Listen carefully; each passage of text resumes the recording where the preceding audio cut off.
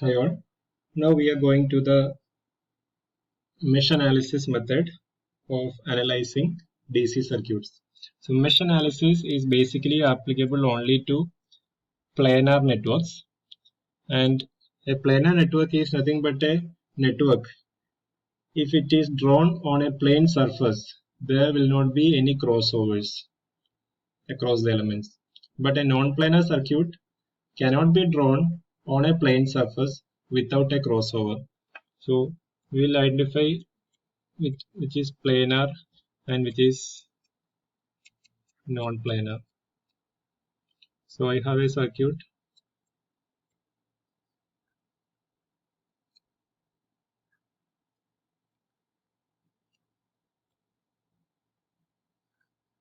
This is a circuit. So this circuit, it is not having any kind of crossovers. Now I will draw another circuit.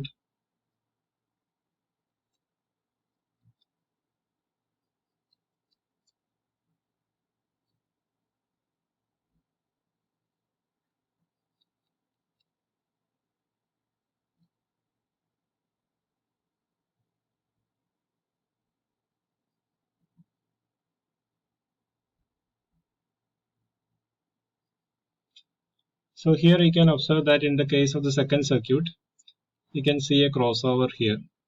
It is not possible to remove this crossover by redrawing the circuit in any way. So this is circuit which is a non-planar, and this is circuit which is a planar circuit. So mesh analysis is applicable only to planar circuit, and mesh analysis is being done by fixing the mesh currents and writing the KVL equation and solving for the currents. So with that, you are able to find out the analysis of a circuit, that is the current or the total power or the voltage drop across each circuit elements. Now there is a particular method in which you need to follow in order to do the mesh analysis, which we are going to discuss now. So this is a circuit which is given to you, which we have already analyzed using the KCL and KVL by applying the branch current methods. But now we are trying to do the analysis using the mesh analysis method. So the first and foremost thing is identifying the meshes. Identify meshes. So mesh is nothing but a closed path in which current is flowing and which is does not have any other closed path inside that. Okay. There is one more concept called a loop. Loop is nothing but a closed path in which the current is flowing, and while going through that particular path we don't encounter a particular element not more than once. So a loop may be having a mesh inside that, but mesh is nothing but a loop which doesn't have one more loop or mesh inside that. Okay, so first thing is I will mark the points A, B, C, D, E, F. Now if you observe this, the first loop which we can identify is F, A, B, E, F. Second one is B, C, D, E, B. Third one is A,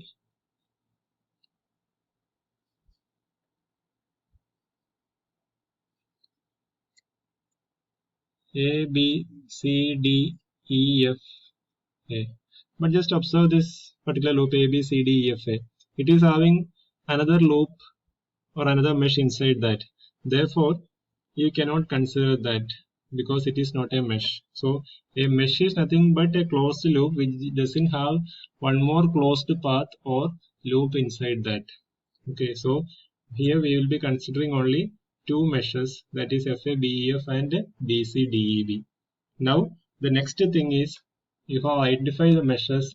Now the next thing is assign mesh currents. So I am having two meshes are there, FABEF and BCDEB. So I am going to assign the mesh current I1 and I2 to the meshes. Next thing is give the direction of that current which I have marked inside the mesh. So as a common policy, we will take clockwise direction of current for all the mesh currents. You can take in opposite way or whatever direction which you want, but as a common policy we will be taking as clockwise. In the textbooks you can see it in different ways. For the exam, if it is given a specific direction is given to you, then you have to do it in that particular way, or else if the freedom is upon us in order to give the direction, then give it as clockwise, because it helps in analyzing the entire problem very easily. So once you are done with assigning the direction of current and currents, then the next thing is writing the KVL equations. So I am having the first loop FABEF. You can write the KVL equation. So from F to A it is a rise in potential, so I will mark it as V plus V. Then from point A to point B, the current which is flowing is nothing but I1. So I1 R1 is nothing but the voltage drop across the point AB. Since I am moving in the same direction of the assumed current direction, that is from the point A to B, I am moving.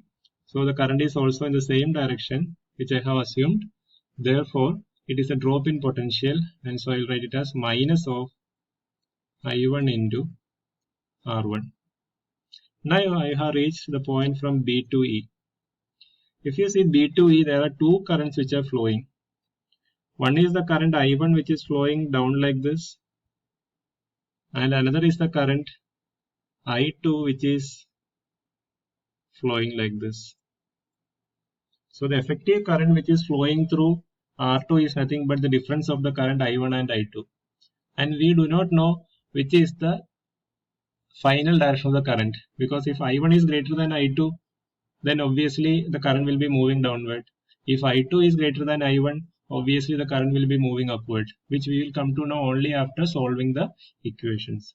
So now the next important thing is that when I am in mesh 1, I assume that particular mesh current is larger than any other mesh currents in that particular circuit. That means if I am writing the KVL equation for mesh 1, that means I1 is always greater than I2.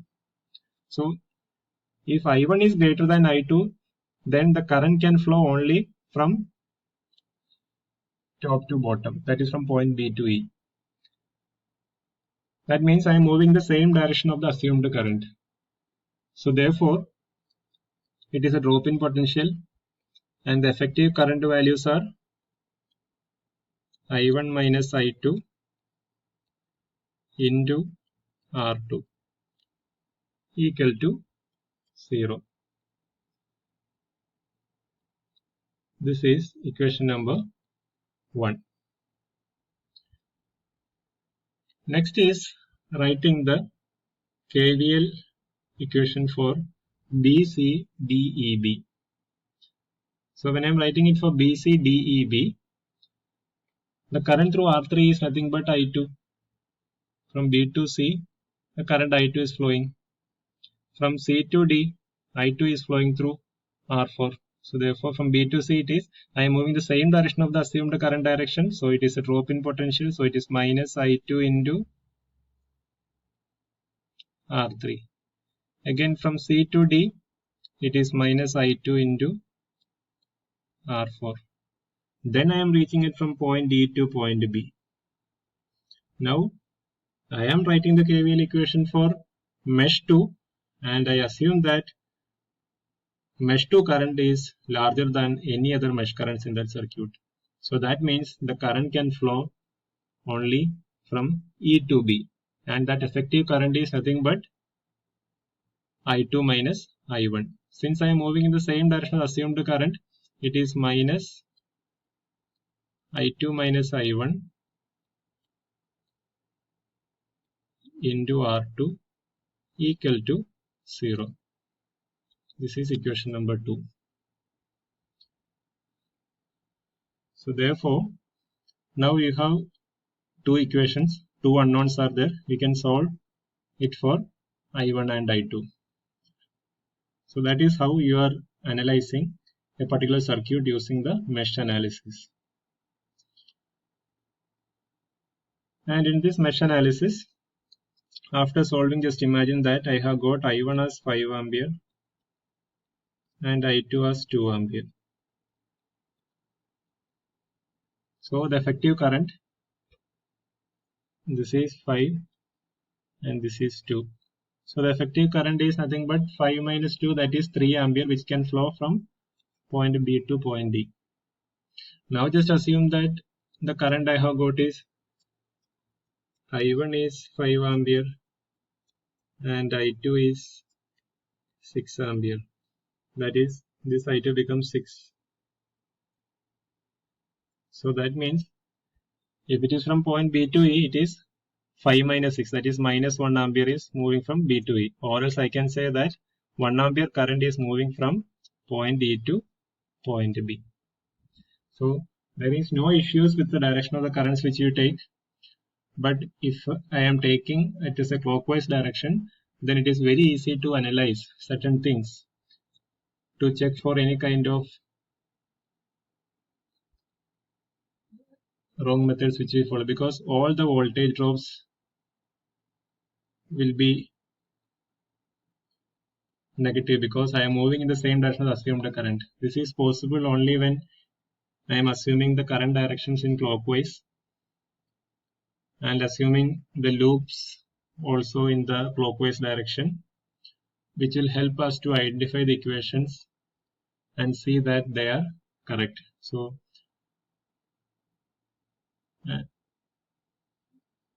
and these points you will assume to take only difference in the currents. Just imagine that I1 I have assumed clockwise and I2 I have assumed anti-clockwise. So that means the effective current through R2 is nothing but I1 plus I2. So that kind of confusions which we can avoid if you're taking a clockwise direction of the current.